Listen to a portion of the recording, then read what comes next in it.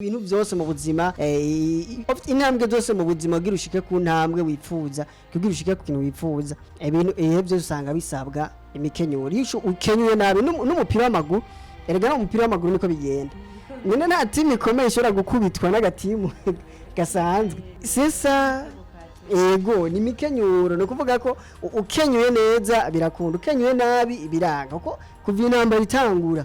kuva Amerika na Israel bafatanya gutera Iran abahinga benshi mu gusesangura imikenyero y'intambara barerekanye ko Amerika iteye ititeguye uribaza gutera mugabo ititeguye.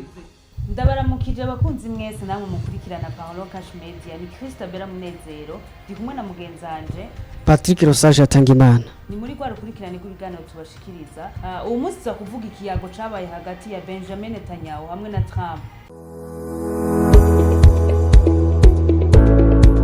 Biragoye cyane gutera imbere kandi biranorosha gutera imbere mu gihe ujanye n'ibihe bya none mu gihe ujanye n'ibihe turimo kuko ntushobora kuba ukiri mu bihe bya kera ushobora gutera imbere ni kubaho uzi ahisigeze ni kuba uri gukora woroherezwa ibikorwa byawe ariko biravansa bitewe n'uko uri gukoresha internet inyaruka abahinga barerekana ko ata internet no musi iraboneka inyaruka isumba Starlink ni benshi bidoga ngo bakoresha connection zikwega ivyo bakora ngo ntibikunda ico kibazo rero muri Palo d'Argent twaramaze kugitorera umuti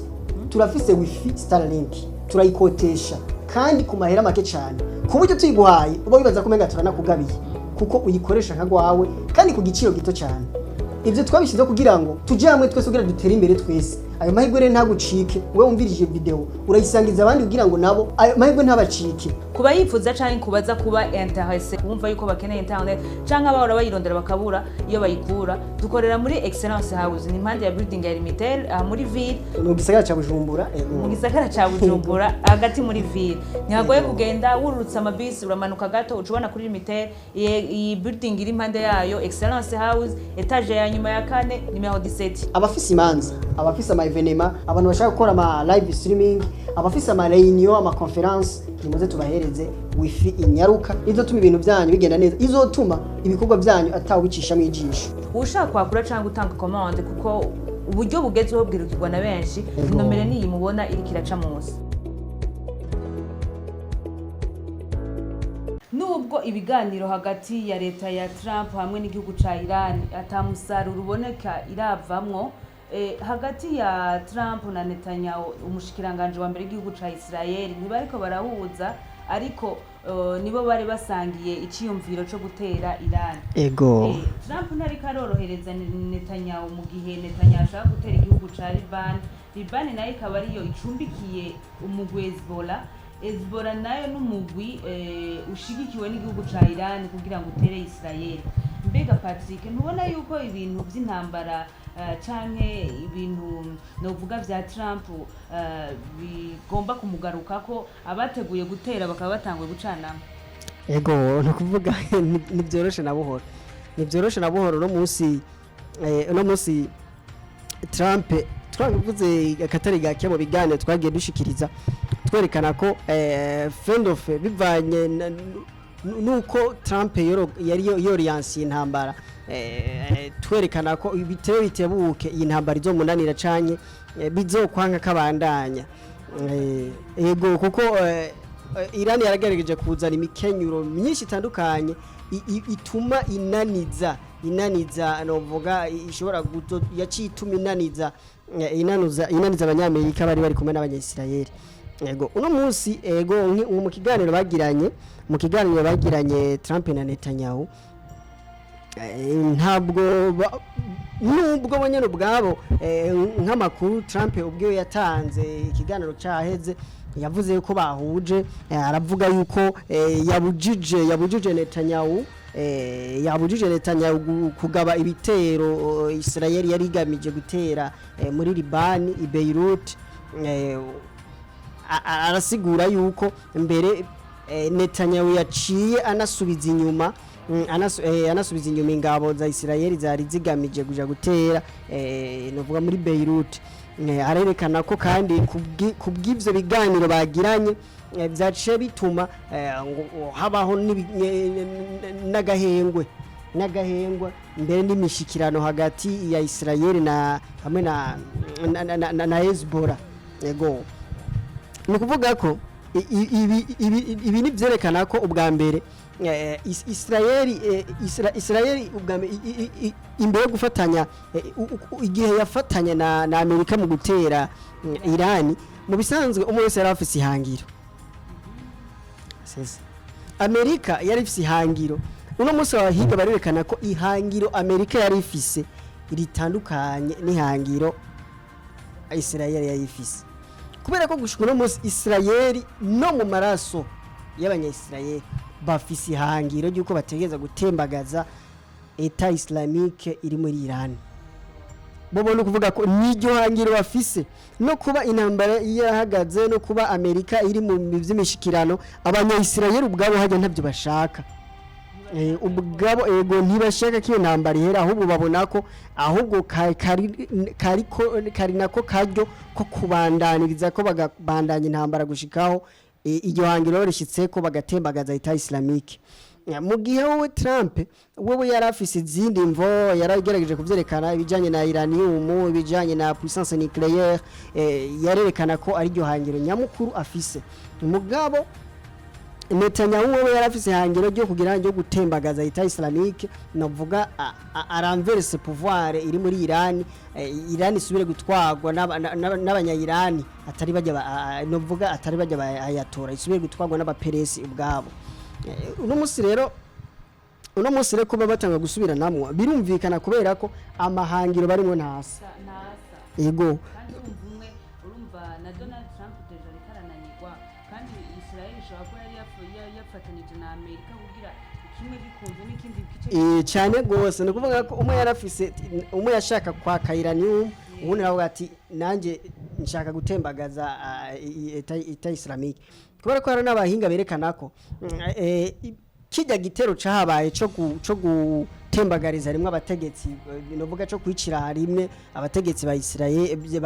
ba Iran, kijya gitero cabaye kwa 28 Ruhuma. Hari abahinga bemeza ko kijya gitero cagabwe na Israel, kubera ko ubwayo Amerika ubwayo hari hasanzwe hari amategeko abuza umupresident abatwara Amerika novuga gutembagaza kwica abategetsi benshi, novuga nko kwicira rimwe abategetsi b'ikindi gihugu atamvo ziboneka. Novuga n'abahinga berekana ko ujye akajya ariko gakenyuru Israel yakoresheje, no kuvuga ko Israel ci profitiramwo, no kuvuga ko umva mu mayide ya Trump n'amayide ya Netanyahu bose bateranyirije hamwe. Ni kuvuga ko rero kujya kuntu byace badugije umukazo bigitangura kajya karakagire ka Netanyahu kugira ngo intambara ikihera vuba ko Trump yaravyibaza, kuko Netanyahu bavuga ko Netanyahu yabwiye Trump yuko intambara izomara umwanya muto, azobar gukoza ko kujya vyagenze kujya vyagenze muri Venezuela, bamutwaye ataki na kimwe kibaye, bahite bamuterura baratwara, bari bibaza ko ariko bizogenda, mugabo bica bigenda kuba nabi. Uno munsi rero kuva ibigeno bitanguye, mu bisanzwe Trump ntiyarazi ko hazogera igihe Iran igira inguvu kubwishobora kwempoza ibiganiro, ishobora kwempoza, ishobora no gusa nk'iyigara ikanya ibiganiro. No kuvuga ko mu vyere Iran yagiye proposa, no vuga yagiye yerekana, yarashize imbere ico kintu rero ca Hezbollah. Ego Iran yaragarutse iti twebwe nimba ushaka, Iran igerageza kubwira Amerika, abategetsi ba Iran baragaje kubwira Trump ati bati nimba mushaka yuko intambara hagati yacu ihagarara, nimba mushaka kw'intambara by'ukuri hagarara hagati ya Iran na Amerika, buza Israel gutera Hezbollah. Buza Israel, mukabuza Israel by'ukuri Benjamin Netanyahu akareka gutera Hezbollah, no kuvuga natwe turemera ko biheze. Kubera urazi impamvu, kubera ko Hezbollah ubwayo abahinga baremeza ko nkuko twabibonye mu miganiro byatambutse, twarabonye ko Hezbollah ari umugwi ushigikiwe n'umugwi w'abagwanyi bashigikiwe na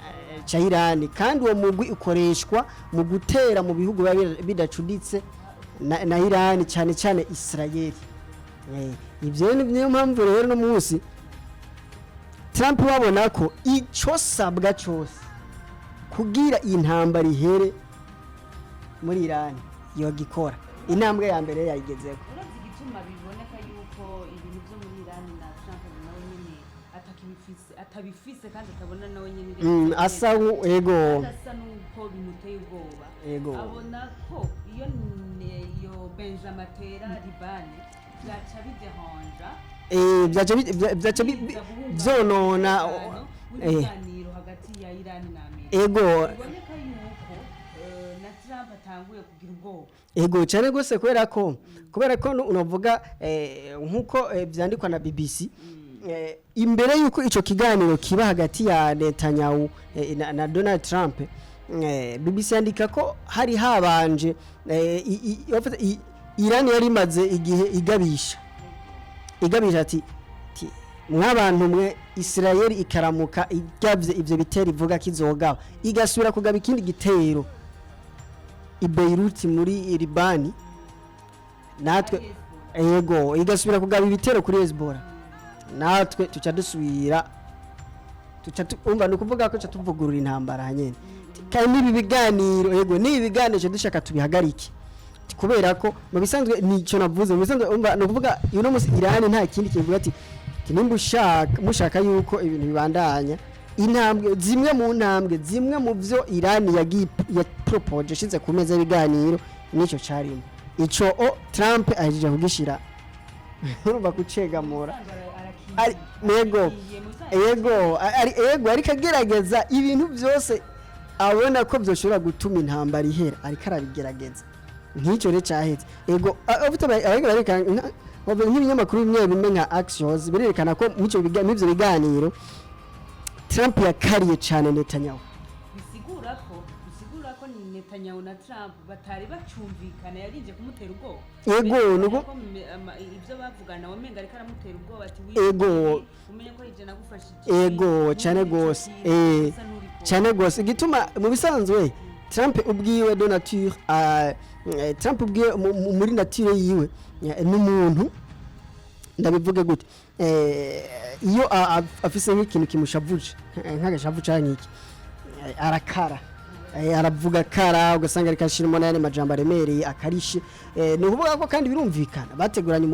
umugambi barawukoze umugambi waranse yego ubu rero hagezeho Amerika ariko itanguye bambe Israel itanguye kuzuribunura ikora udutero ibandanye ibitero yonyene sesa yavuga ati ko wowe uri kurondera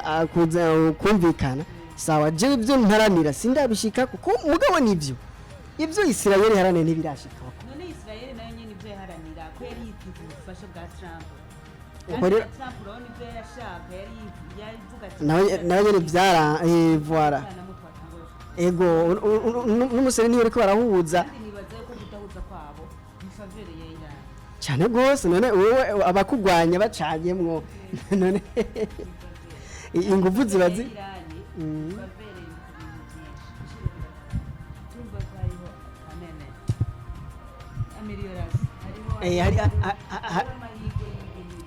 ego ujyo bicose hari intambwe kubera ko mu bisanzwe abahinga barerekana ko kandi twarabivuze ko uyu Benjamin Netanyahu no ku bategetsi batwaye imbere ya Trump guhera kuri Barack Obama uyu yaheruka gutwara Joe Biden aba bagitwara Amerika Benjamin Netanyahu yaragerageje kubosha nabo nyene yaragerageje kubereka ko hari imvo nyinshi zoshobora gutuma batera Iran ariko bose nta numwe yegeza vyubahuka ayo mvuze ibyo novuga namabanga yashizwe hanze na Obama ubwiwe ego igihe intambara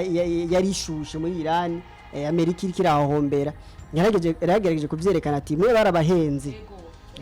yerekanye yuko Trump atari kwemera iyo ntambara bambe Obama ntivyari bikwiye ko Obama yemera ko iyo ntambara iba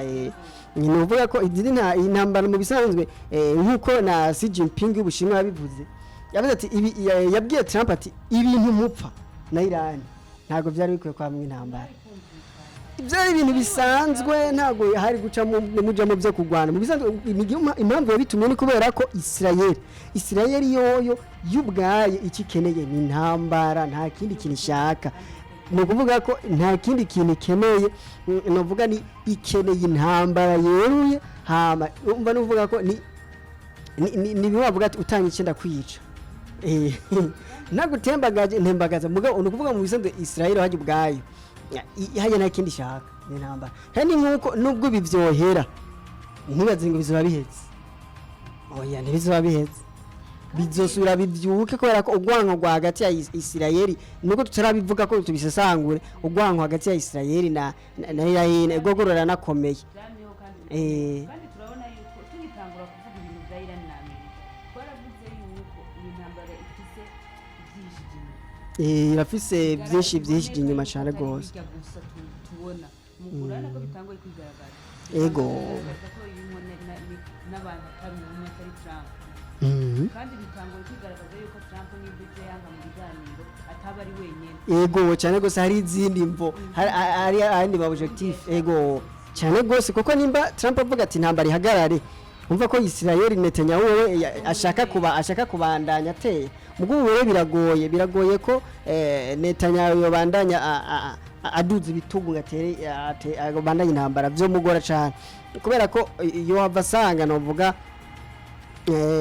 intambara imuzimvye cyane iyo byo muzimba niyo mpamvu kuko na Netanyahu ubwe mu biganiro yarashimye yaravuze yuko ibyo bayaze babihurije ko na Trump bisigure ko novuga ako gahengwe cyangwa uwo mwumvikana hagati ya Israel na Hezbollah uwo mwumvikana wakunze no kuvuga yere n'inyungu hehe muri Iran sesa ndakuvuga ko rero mu bisanzwe ibintu by'intambara ibintu bya geopolitique imikenyero ibintu by'intambara na politique ni ibintu byo bisaba kwicara si ibintu byo gutwarwa n'ibishobisho iki niyo mpamvu rero burya abatsinda intambara kenshi abatsinda intambara abahinga baravyerekana ko gutsinda intambara bidasaba ububasha kuba w'igihangange mu bya gisirikare oya gutsinda intambara kuba ego bivana n'imikenyuro ufite n'imikenyuro iyi mikenyuro kunaniye sinintambara gusa ubuzima ibintu byose mu buzima intambwe zose mu buzima girushike ku ntambwe wifuza kugirushike ku kintu wifuza ibintu byose usanga bisabwa imikenyuro yisho ukenyuye nabi n'umupira w'amaguru erega n'umupira w'amaguru niko bigenda nyine nta timu ikomeye ishobora gukubitwa n'agatimu gasanzwe sisa ego ni mikenyuro no kuvuga ko ukenyuye neza birakunda ukenyuye nabi biranga kuko kuva intambara itangura Iran na Israel bafata abambe kuva Amerika na Israel bafatanya gutera Iran abahinga benshi mu gusesangura imikenyuro y'intambara barerekanye ko Amerika iteye ititeguye uribaza gutera mugabo utiteguye ibyabaye sivyo yari yiteze kwizokora kuja kwa ego erega ni yari yiteguye yateye ititeguye erega birashika ugatera utiteguye mu gihe Iran iyo ibihe by'intambara yari imaze imyaka myinshi nko twabanye mu biganiro bitandukanye yari imaze imyaka myinshi iri kiritegurira kuzohangana na Amerika kandi byarabaye barahanganye no musi rero iciza barabonye ndavuga gute barakozanije ko barabonye ati tiye burya naka twarakozanije ko narabonye aho ububasha bwe bugarukira nanje nabonye aho bwanje bugarukira ubu rero niyo mpamvu Trump yavuze ati oya nimuze tugira ibiganiro ndabibonye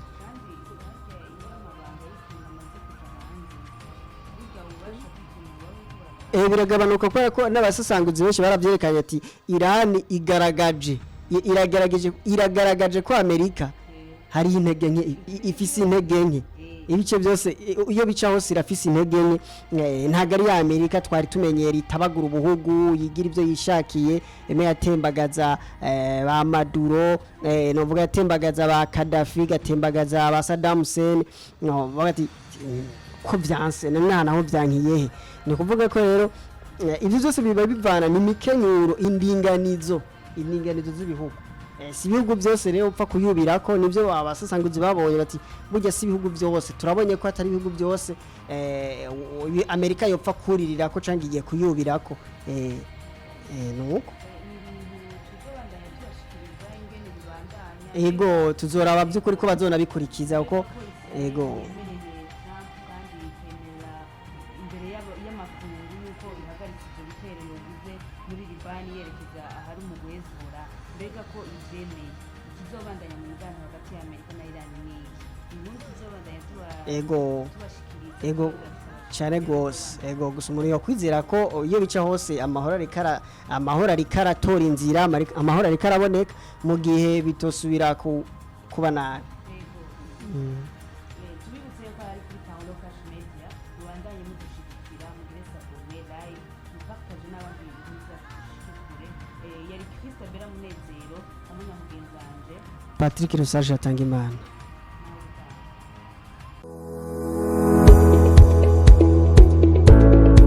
biragoye cyane gutera imbere kandi biranorosha gutera imbere mu gihe ujanye n'ibihe vya none mu gihe ujanye n'ibihe turimo kuko ntushobora kuba ukiri mu bihe vya kera ngo ushobora gutera imbere ni kubaho uzi ahisigeze ni kuba uri gukora woroherezwa ibikorwa byawe biriko biravansa bitewe n'uko uri gukoresha internet inyaruka abahinga barerekana ko ata internet no musi iraboneka inyaruka isumba Starlink ni benshi bidoga ngo bakoresha connection zikwega ivyo bakora ngo ntibikunda ico kibazo rero muri Palo d'Argent twaramaze kugitorera umuti turafise wifi Starlink turayikotesha kandi ku mahera make cyane ku buryo tuyiguhaye uba wibaza ko menga turanakugabiye kuko uyikoresha nka gwawe kandi ku giciro gito cyane